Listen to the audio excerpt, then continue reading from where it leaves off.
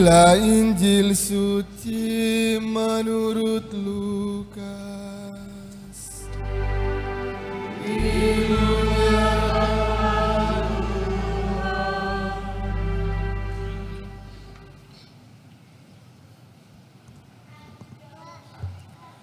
Sekali peristiwa Yesus berdiri di pantai Danau Genesaret.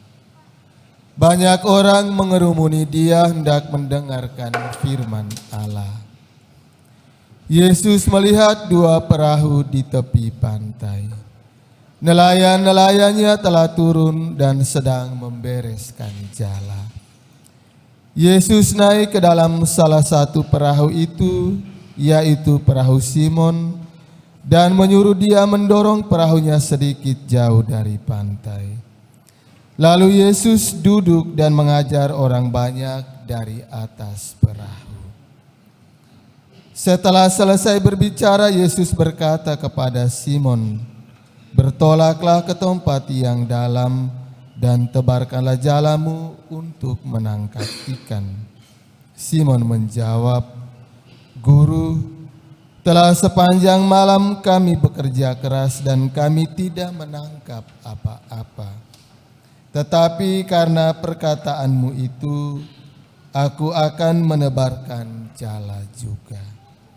Setelah melakukannya, mereka menangkap sejumlah besar ikan, sehingga jala mereka mulai koyak. Lalu mereka memberi isyarat kepada teman-temannya di perahu yang lain, supaya mereka datang membantunya. Mereka pun datang, lalu bersama-sama mengisi kedua perahu itu dengan ikan hingga hampir tenggelam. Melihat hal itu, Simon Petrus pun sujud di depan Yesus dan berkata, "Tuhan, pergilah dari hadapanku, karena aku ini seorang berdosa." Sebab Simon dan semua orang yang bersama-sama dengan dia takjub karena banyaknya ikan yang mereka tangkap. Demikian juga Yakobus dan Yohanes, anak-anak Zebedeus, yang menjadi teman Simon. Yesus lalu berkata kepada Simon, "Jangan takut, mulai sekarang engkau akan menjadi penjala manusia." Sesudah menarik perahu-perahunya ke darat, mereka pun meninggalkan segala sesuatu, lalu mengikuti Yesus.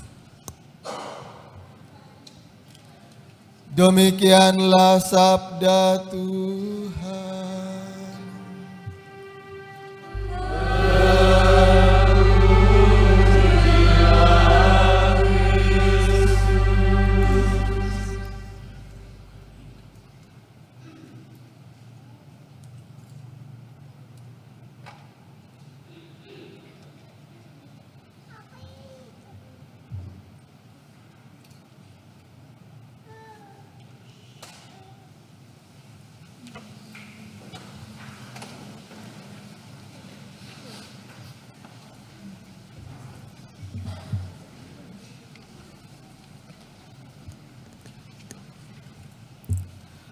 Para suster, oma dan opa, ibu bapak, anak-anak, saudara-saudari umat beriman yang dikasihi Tuhan.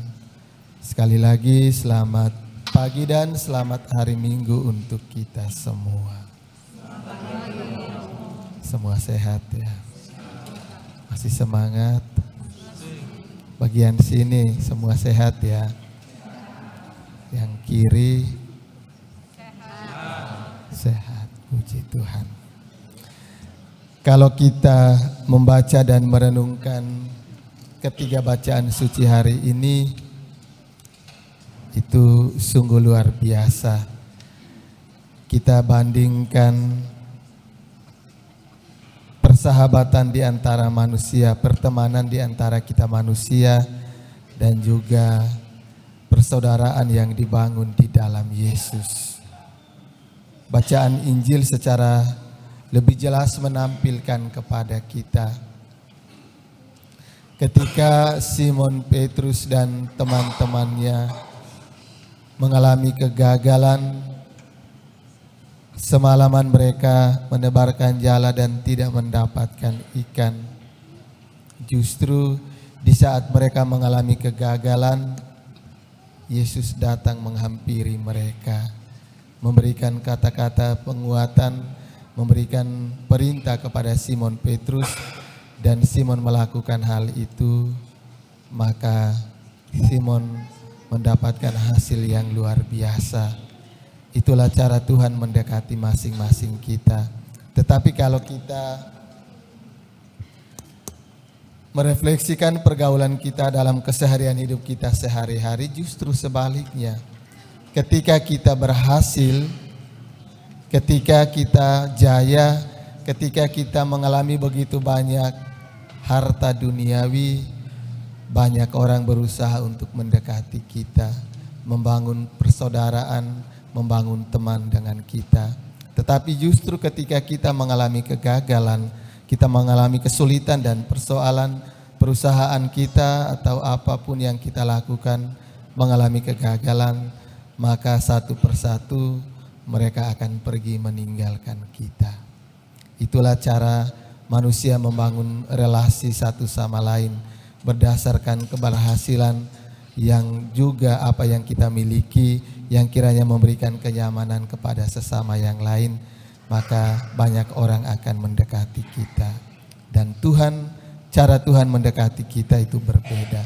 Justru ketika Simon Petrus mengalami kegagalan, Tuhan datang mendekati Petrus karena Tuhan melihat potensi yang luar biasa yang ada dalam diri Simon Petrus.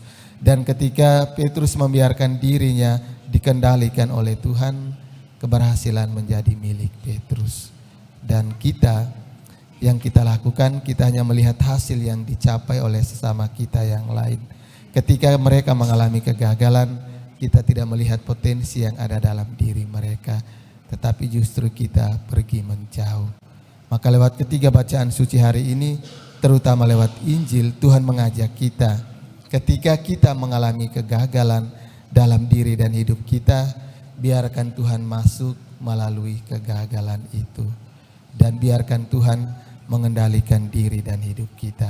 Kalau Tuhan mengendalikan diri dan hidup kita, maka proses yang kita tempuh akan menghantar kita mengalami kesuksesan dan keberhasilan.